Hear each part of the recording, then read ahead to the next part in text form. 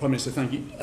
You said at the top of the meeting that your vision for 3 years' time is that, in your words, I want people to feel better off. Just so we're absolutely clear, is the ambition that everybody in our society should feel better off in 3 years' time, including the poorest 40% of households? Yes. So you'll be aware of some quite troubling forecasts from, for example, the Joseph Rowntree Foundation that says that, in fact, having looked at all the measures that the government's announced on the table by the summer, the bottom 40% of households are not going to be better off in 3 years' time. They're actually going to be £1,200 a year worse off.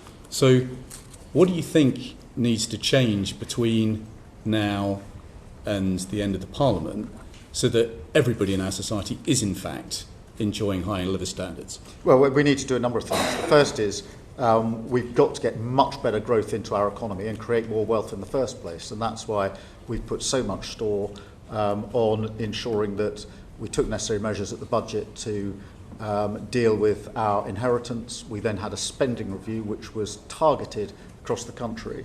This question of making sure that if there is a thriving economy, it's a thriving economy in every part of the country and not just in some parts of the country. And it's why we've already in the spending review focused on things like the living wage, the national wage, and the minimum wage, and ensuring that wages are going up. They've gone up more in the last 10 months. They went up in the last 10 years.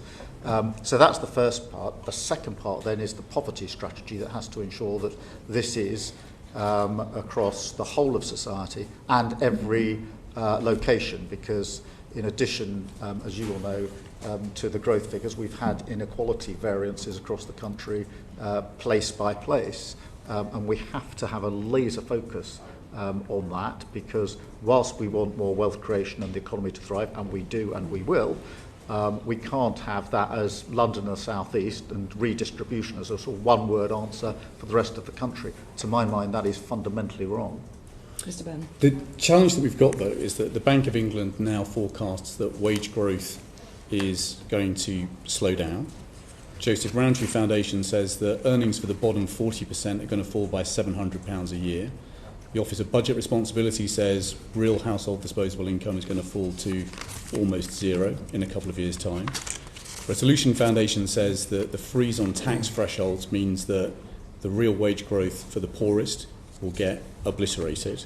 We've got council tax going up by 5%, food going up 4.5%, we've got energy bills up 10%, water bills up 26%, and Joseph Rowntree Foundation says that for those coming off fixed-term mortgages, they're going to be paying on average £1,400 a year extra by the end of this Parliament. Similarly, poor picture and outlook for renters. So we've got taxes and bills that are rising faster than wages.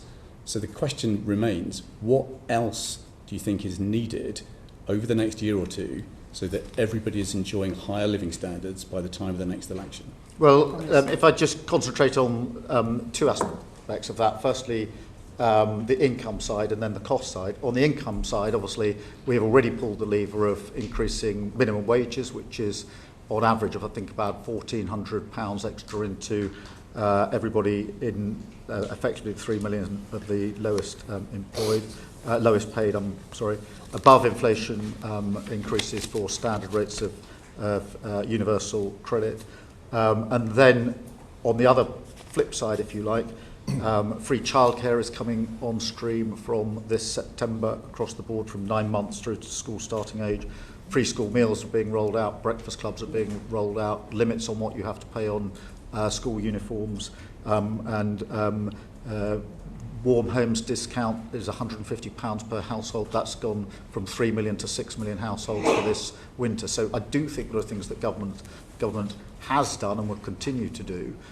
But in the end, the central focus has to be on creating more wealth and making sure that we have a growing and thriving economy. That's been the single biggest failure of the last 14 years, which is we haven't had an economy that has grown in any significant way. These are all important steps forward, but having reviewed everything that you've just announced, the Resolution Foundation said that the poorest half of households, by the time of the next election, will still be £200 poorer than they were last year. So, the question remains, over and above what you've announced, Yep. what else do you think is needed in order that everybody in our society is enjoying high living standards in a couple of years' time? I think we need a central poverty strategy, and we're putting that around the child poverty strategy, which we're rolling out in the autumn. But you could cut people's taxes. I mean, if we taxed investment income in the way that we do work, if we tweaked up capital gains tax so that it was fairer, there would be enough money to deal with the fiscal pressures that we forecast and deliver a big, bold working class tax cut, just as they delivered in Australia. Surely that should be an idea that remains on the table going into the budget.